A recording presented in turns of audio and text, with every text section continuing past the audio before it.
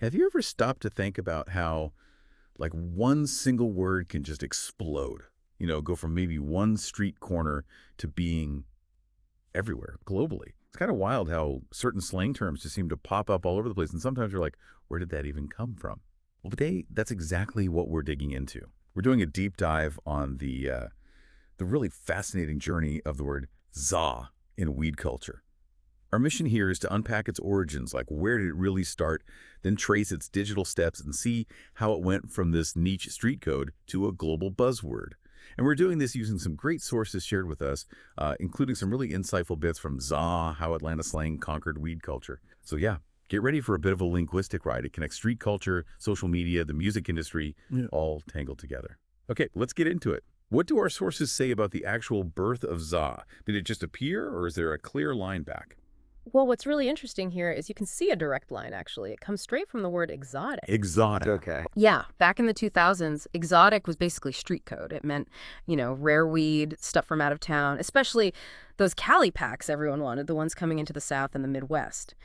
And the way it changed is it's a classic linguistic thing. Clipping, like shortening it. Exactly. So exotic kind of became zodic, then that morphed into zaza, and then finally just za.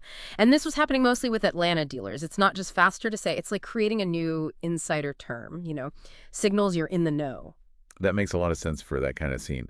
Okay, so za is born in Atlanta. It's street talk there. But how does something that specific start to, get out? Where do we first see it jump from just spoken word to, like, online, those first digital sparks? Right, so the earliest signs we see online pop up around mid-2019, and it's specifically Atlanta artists, like Lil Keed. On June 22, 2019, he puts Zaza on his Instagram story. That really seems to light the fuse, especially in Zone 6, which is a key spot in East Atlanta. Okay, Zone 6. Got it. Then, just a few months later, December 1st, 2019, you've got Ola Runt, another East Atlanta rapper. He tweets, pretty explicitly, exotic weed, Zaza. He even claimed later he coined it. So it raises that question, doesn't it? Who really put it out there digitally first? Lil Keed's story or Ola Runt's tweet? Yeah, that's interesting. So even if these are just early posts, maybe not huge numbers yet, what does that tell us about how influential just a couple of posts can be? It shows, I think, that even something with what looks like low traction, maybe not millions of views right away, can carry a really high cultural signal. It's like a little tremor before the earthquake, right? It shows this thing has legs, it has the potential to go big, even if it hasn't exploded just yet. And it definitely didn't stay a whisper for long. Our research shows Zaza. We really started moving quickly after that. Yeah, it did. Late 2019, you start seeing these early but pretty significant viral moments, like Past Delwood from Georgia tweets, gas, nigga the Zaza. And then soon after that, you see India Izamari from Chicago posting, now everybody say they smoking Zaza. Whoa, Chicago already. Exactly. It shows just how fast that slang was jumping state lines. It underlines that strong cultural signal we were talking about, even when the posts themselves might seem kind of small at first glance. But for it to become truly global, Yeah. that needed more than just people randomly picking it up online, didn't it? Yeah. It sounds like it needed a bigger push. From, like, cultural tastemakers, how did rappers become the key drivers here? Oh, absolutely. You needed that amplification. And there was this really concentrated push in early 2020 that just, boom, put it on the map. So February 2020, you've got Ola Runt again. He puts it right in his track, 1500 block. He raps, I'm smoking on Zaza, that shit be sativa. Cementing it in the music. Right. And the same month, Money Man drops Epidemic. His line is, this is real Zaza with the bags, I charge him 35. So he's linking it to price and authenticity too. But maybe the biggest moment, the real rocket fuel, was August 2020. Lil Keed and Future dropped their track, literally called Zaza, on the Trapped on Cleveland 3 project. Future, that's huge exposure. Massive playlist power.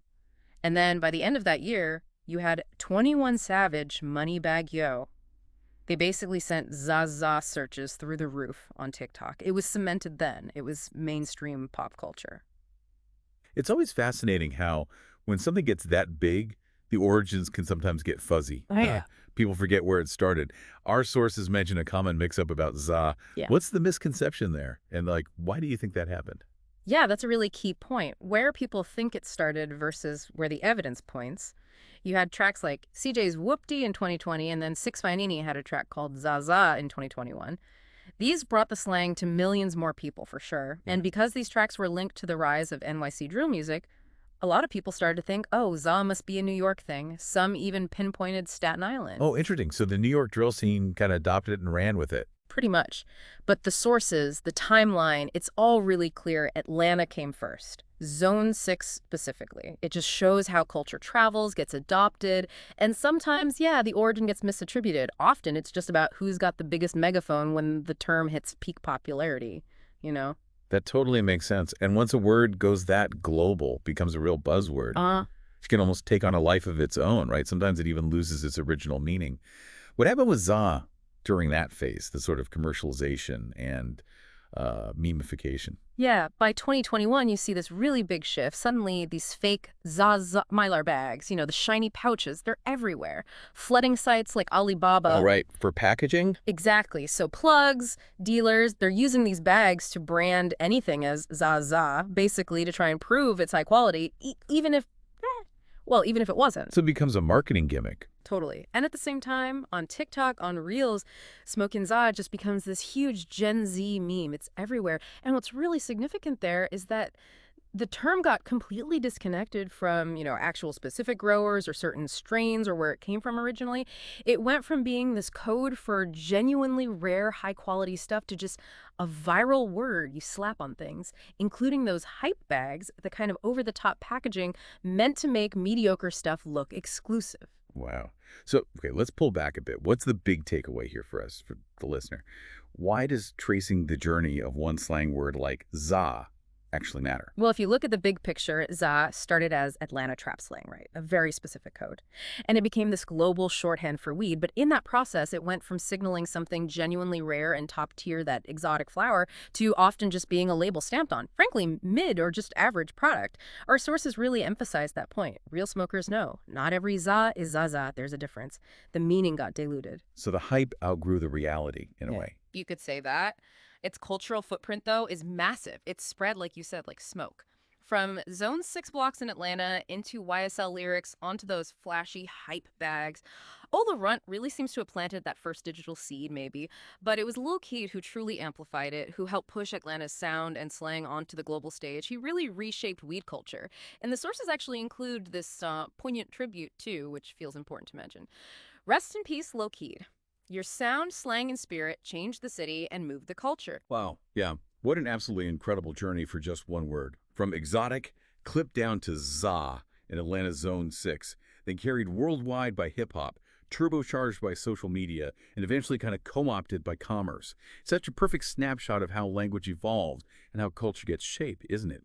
This whole deep dive, it really makes you stop and think, doesn't it, about how fast culture can shift because of these seemingly small language changes.